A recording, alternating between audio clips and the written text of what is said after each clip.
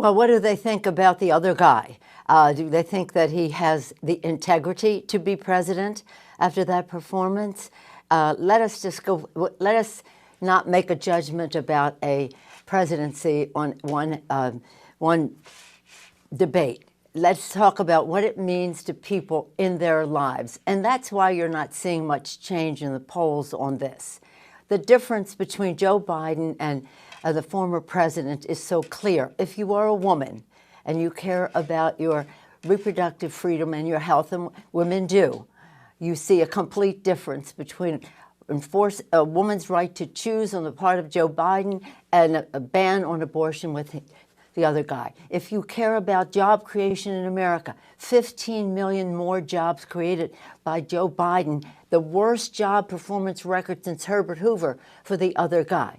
If you're concerned about saving the planet, you're a young person, you're caring about the planet and its future, Joe Biden, the first person in the Congress to pass a resolution to study the climate change in the 80s, even before I was in Congress. A guy who goes to the fossil fuel industry and says, give me $1 billion so I can reverse what happened in the IRA to save the planet. The list goes on and on, whether you're talking about guns and the rest. And 16 Nobel laureates said when it comes to inflation, if the other guy gets elected, inflation will soar because of his fiscal policies. So it's not about performance in terms of a debate. It's about performance in a presidency.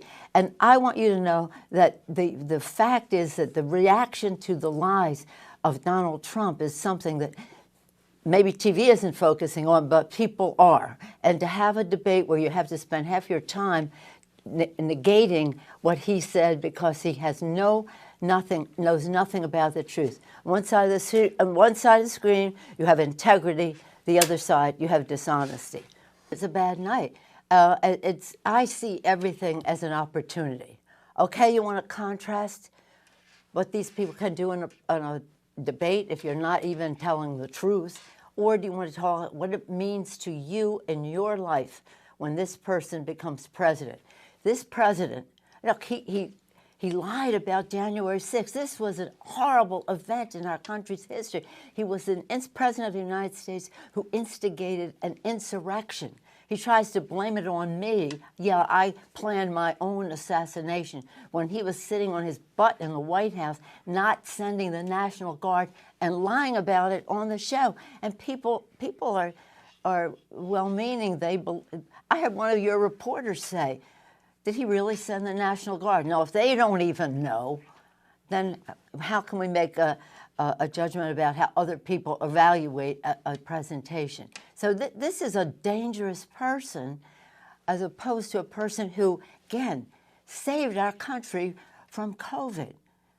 The first bill we passed, shots in the arms, money in pocket, people in jobs, children in school. This president, with his denial and delay, caused people to die. I want you to know I came home to California, South and North, and people are for Joe Biden and Kamala Harris.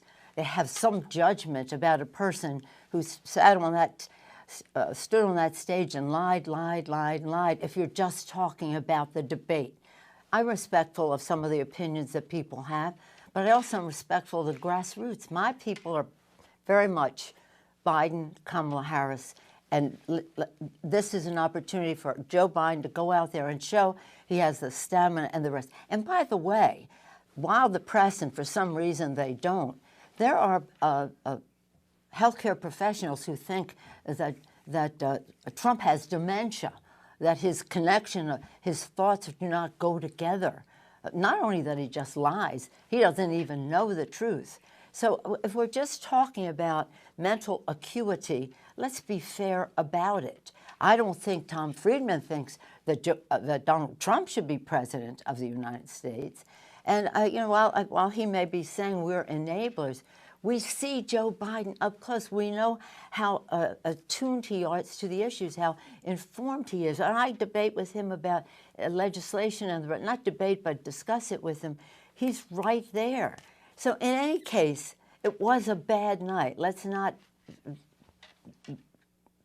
sugarcoat that. It was a bad night. It was a great presidency. And that's what the American people have to choose. A night where somebody's going to just misrepresent the facts completely, and then you're on your guard. The other person has to negate that. Or, again, it was a bad night. Let's move on from that. It's all an opportunity. Our members have been very thoughtful. They're very concerned about a president who would lie the way they do, and then the Republicans just go embrace those misrepresentations. Joe Biden getting up and taking the ball over the finish line. Something else could be chaotic. I don't say that to say that could never happen, because it might. I don't mean now. I mean in history it could. But understand this. This is really important for people to understand. Joe Biden has won the nomination. He has won the nomination. I'm not worried about their debate performances, Shannon. I'm worried about what do these guys look like in the world stage? What do they look like in private meetings with world leaders? And clearly Donald Trump showed that he could represent our country well in that forum, and Joe Biden showed that he couldn't. It was a remarkable contrast, but this is not about division. This is about prosperity. How do we get wages rising? How do we shut down the border? And how do we stop a world where everything seems to be on fire under Joe Biden's leadership, the very Joe Biden that we all saw at the debate stage just a couple nights ago?